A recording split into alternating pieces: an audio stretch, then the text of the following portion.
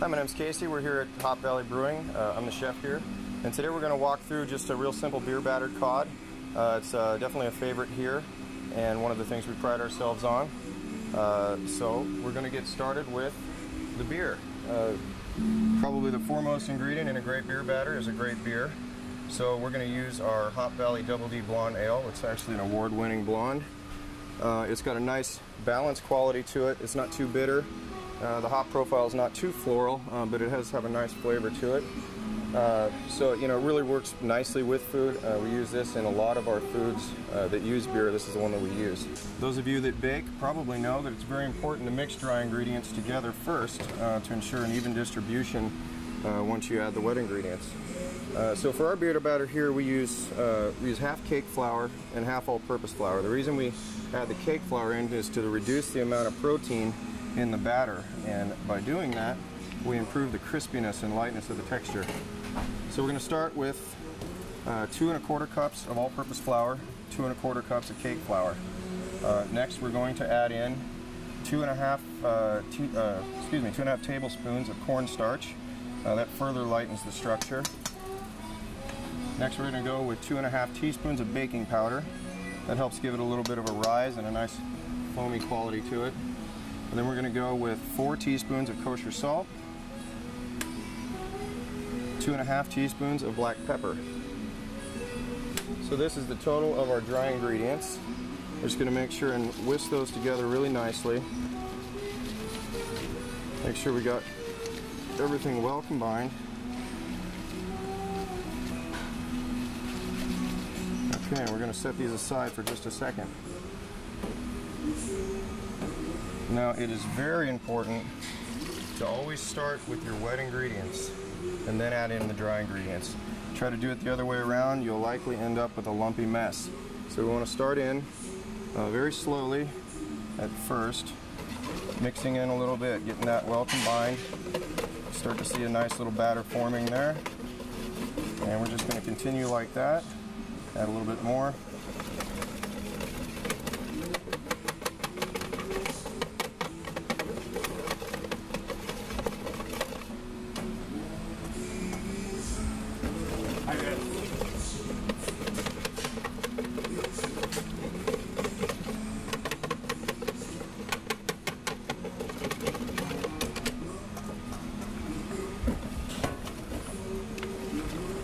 Just want to make sure and get in all the corners here. Make sure all that's dissolved. If you leave any lumps in there, then someone's likely to bite into a pocket of dry flour, which is never very appetizing. Now, even though our recipe is well measured, there's always going to be slight variation in the consistency, and it's important to adjust once you get it done to make sure you've got the right consistency. Now, as you can see here, this batter is relatively thick. This is going to give a pretty heavy coating on the product, and is really not quite what we want. So we're actually going to thin that down with a little bit of water. So we're just going to very slowly, we don't want to add too much at a time because we're not sure how much it's going to take. Put too much in, we'd have to start all over.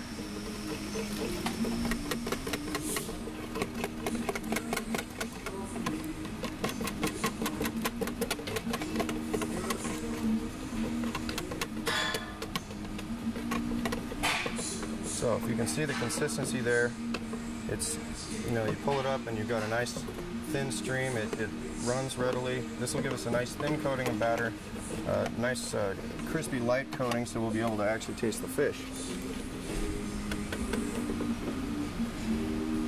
So the next thing we want to put together is just a very basic seasoned flour. Now for this, I've got just 2 cups of all-purpose flour. I've got 1 tablespoon of kosher salt, 1 teaspoon of black pepper. So we're just going to give this a good mix.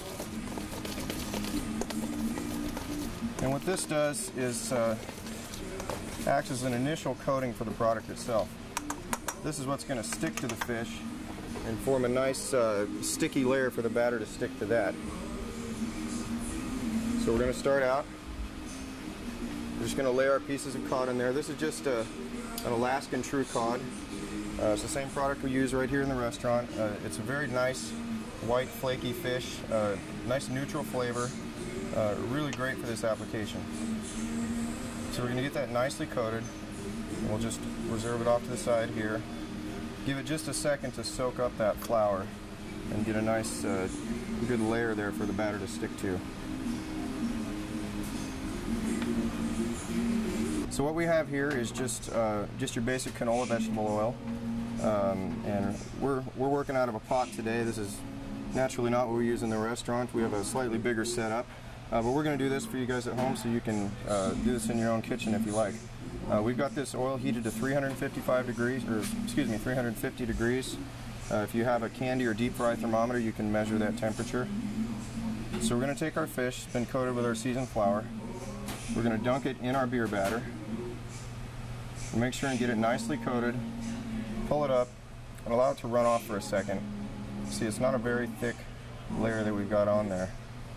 Then we're going to put it into this hot oil. We're going to hold it for just a second and then let it go. That gives the batter a chance to set before it drops down to the bottom. Otherwise, you know, if it falls down to the bottom and the batter is still too soft, it's going to stick to the bottom. You're going to have a mess. So we'll go ahead and throw a couple more in there. We want to make sure and give them plenty of space when we're dropping these in here. If I do put a piece next to another piece, it's going to be one that's already well set with the batter. If you put them too close together, then naturally they're going to stick. You'll end up with all your fish in a great big ball, and it's not very nice to eat then. So we've got them all in there. We're going to take a slotted spoon here. If you have a deep fry skimmer, that works great as well. And we're just going to give these a little bit of agitation just to make sure that they get totally separated and that batter gets set. And then we're probably looking at about, I'd say 3 to 5 minutes, depending on the oil you're using, how hot it is, how much fish you put in the fryer. We're really just looking for a nice golden brown color. And that's another key reason that we use our craft beer here at Hop Valley. You know, to use a good quality beer, it's got a nice rich color.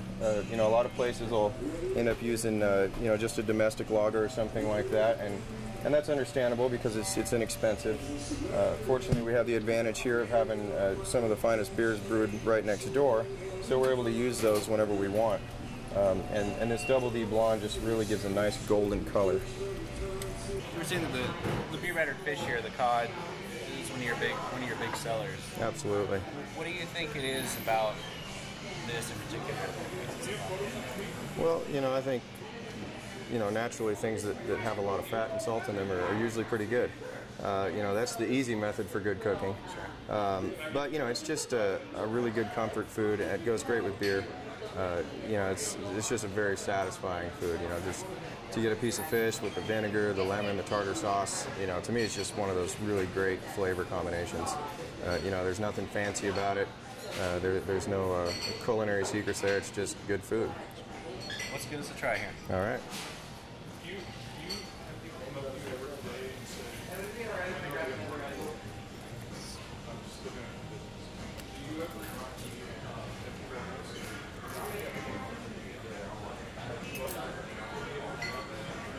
It's really good. Thank you. It's really nice and light. It's not really, even though it's fried, it's not real. Right. It feels real heavy. Yeah, we really try to go for a light batter. You know, there's obviously different theories on what makes a good beer batter, and some of them they're a little more chewy, a little more bready. We try to go for light and crispy, almost similar to a tempura, but we're using beer.